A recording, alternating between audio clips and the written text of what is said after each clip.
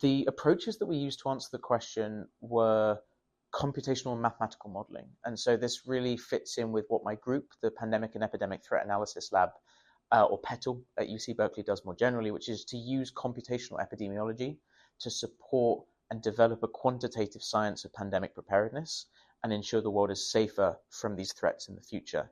And what we specifically did here was build mathematical models of outbreaks. And we parameterized those models to enable them to replicate what we thought a best guess of a novel Sarbika virus, SARS-X we called it, might look like. And layering on top of those models, which represent simulations enabling us to examine how we think viruses would spread through populations, we lay interventional and response strategies. And so within the context of that work, we were looking at several different strategies. Ring vaccination, which is a very contact network-based approach that has been used very successfully for Ebola.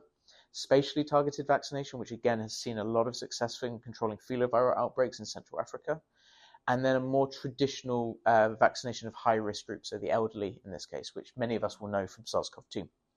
And so what we're doing in all of those cases is using our computational models to spool out possible futures, to say if a virus emerges in this way, and we have these tools available to us, and we use these tools in these particular way, ring vaccination, spatial vaccination, vaccination of high-risk groups, what could the potential impact be?